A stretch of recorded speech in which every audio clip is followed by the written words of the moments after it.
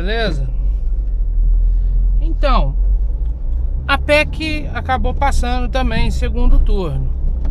E ontem eu acabei me envolvendo em um debate, numa postagem de um amigo meu,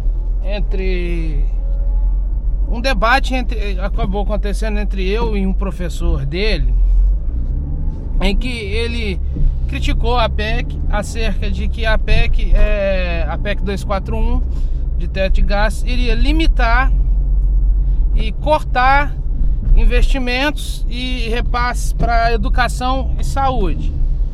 Eu repassei para ele, eu escrevi lá, né, argumentei com ele o fato de que a PEC ela não faz esse tipo de ônus, ela não leva ônus para os repasses de educação e de saúde, muito pelo contrário. A redação da PEC ela deixa bem claro que não será mexido nisso, e eu já falei sobre isso num vídeo exatamente sobre a PEC, que eu vou colocar aqui na descrição. Vou deixar o link para o vídeo que eu já fiz acerca da PEC, onde eu explano todos esses pormenores. É fato que a gente sabe que essa PEC, esse projeto de emenda constitucional, possui algumas falhas, alguns erros sim, mas a alternativa que esse professor apresentou é uma alternativa já batida através do discurso de esquerda e que não condiz de forma alguma com a melhor condição, não é a melhor condição proposta. Segundo ele, uma das grandes soluções que seria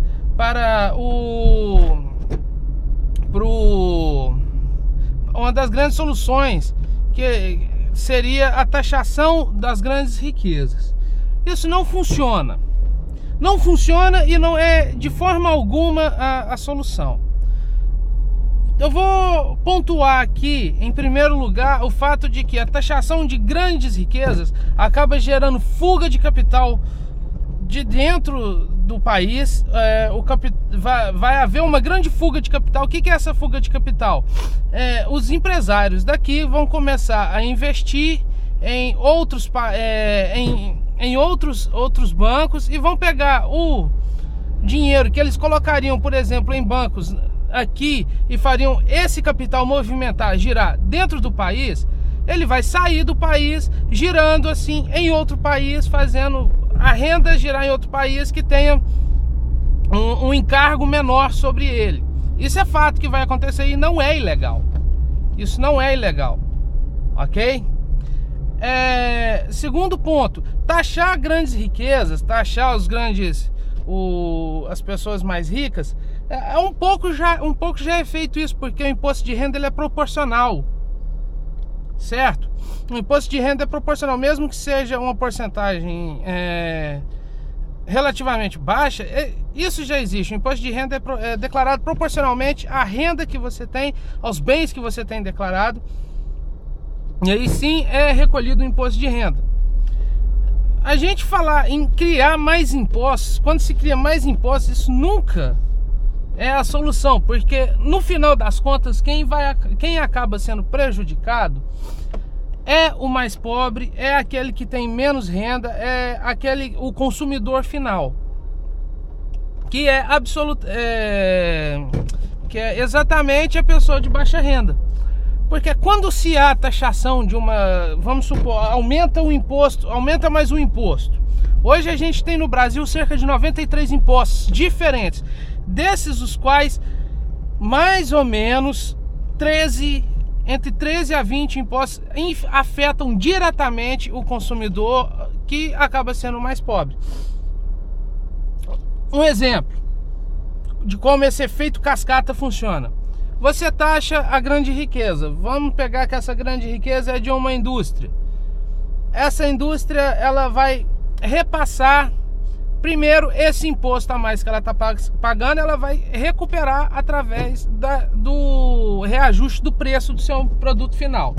Além do que ela já repassa em cima do imposto que ela paga normal, de todos os impostos que ela já paga normal, mais as taxas que ela paga em cima do prestador de serviço que repassa para ele, seja terceirizado ou seja um contratado, repassa para ele o terceirizado, por exemplo, na questão do transporte, vamos supor, uma transportadora já joga o preço colocando dentro os impostos que são cobrados dessa transportadora para sua margem de lucro, ou seja, é um efeito de cascata, é um imposto em cima do imposto que vai passando e vai passando assim, chega na indústria, chega ali na empresa que fabrica esse produto, e essa empresa vai repassar o seu preço final todo que ela já teve que investir através de matéria-prima, transporte para distribuidora e tudo isso, enfim,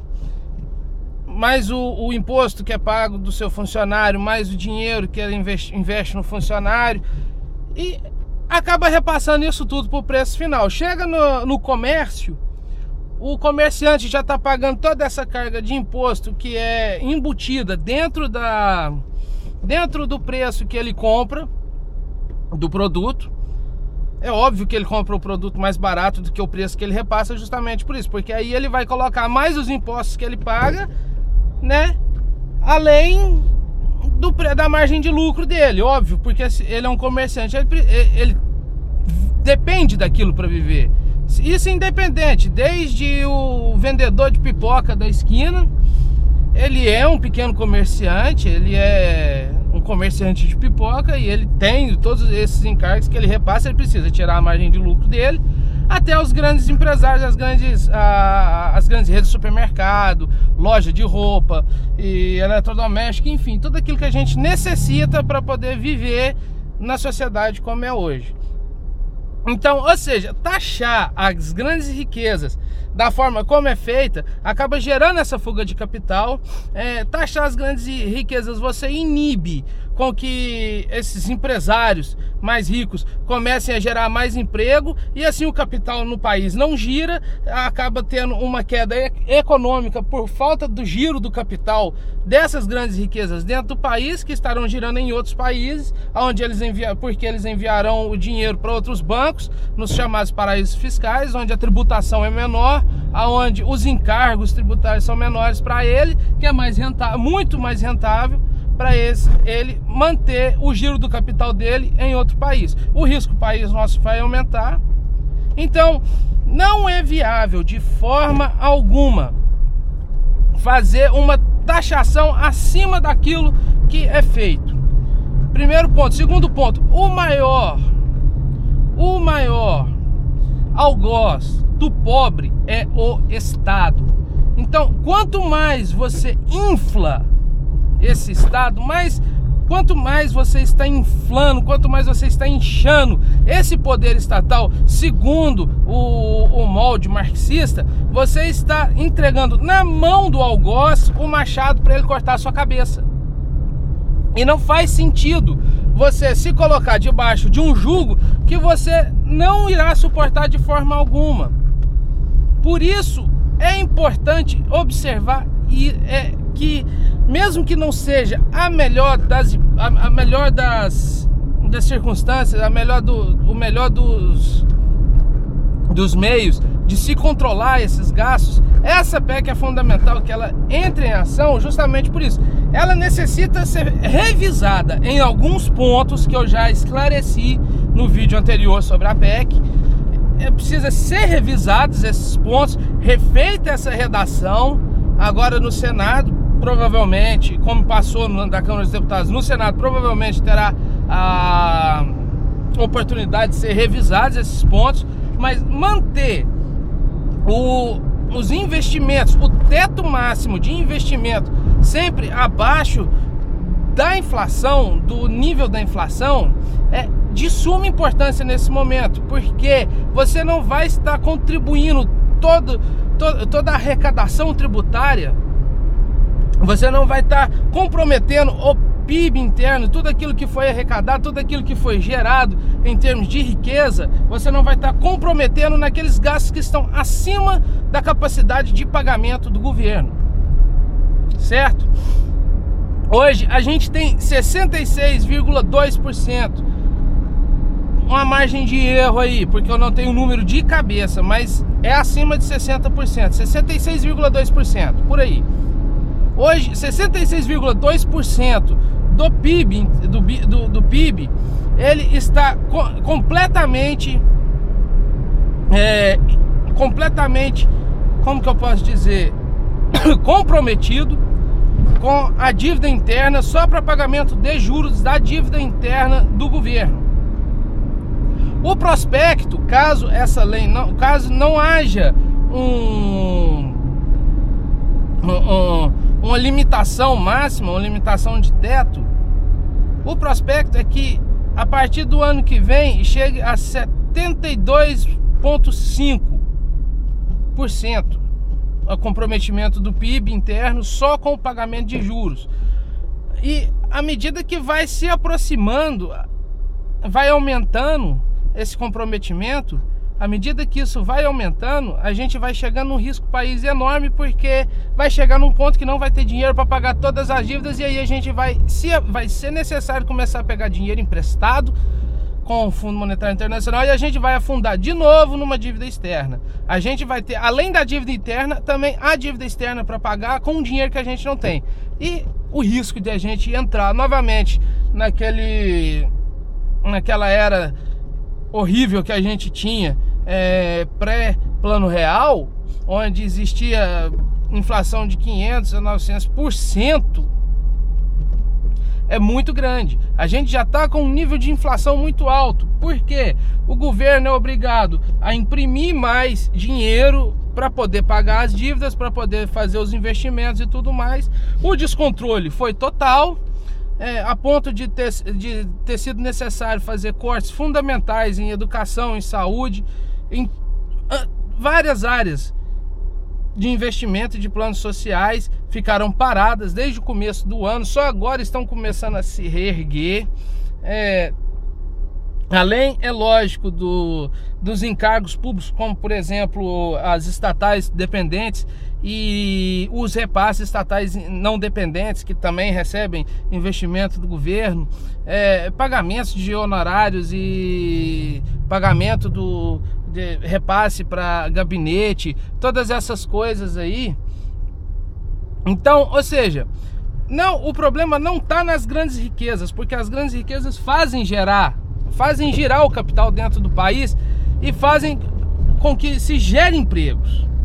Quando o capital está parado, enquanto o capital estiver parado, não estiver girando, ou começar uma fuga de capital no país, a gente vai ter, se o nível de desemprego hoje está alto, a tendência é só aumentar. Isso é economia simples, isso. Mas é óbvio que uma pessoa que enxerga no Estado, uma pessoa que enxerga na figura do Estado o poder máximo e a solução máxima, ela nunca vai entender isso, porque para ela basta pegar o dinheiro dos ricos e vão repassando.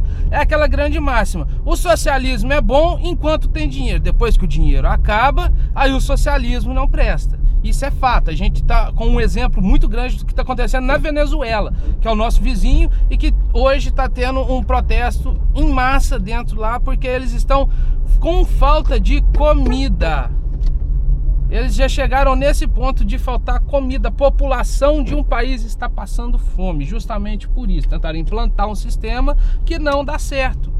A maximização do Estado, o Estado máximo de poder, não dá certo justamente por isso. Há fuga de capital, o país quebra, porque não tem de onde tirar o dinheiro, ok?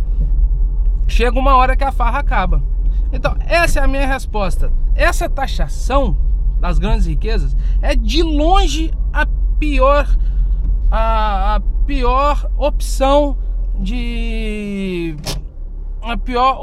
para se resolver o nosso problema econômico hoje, ok? Então essa aí fica a minha resposta, baseada no debate que eu tive com esse professor de um amigo meu ontem e um pouco hoje. Valeu, galera!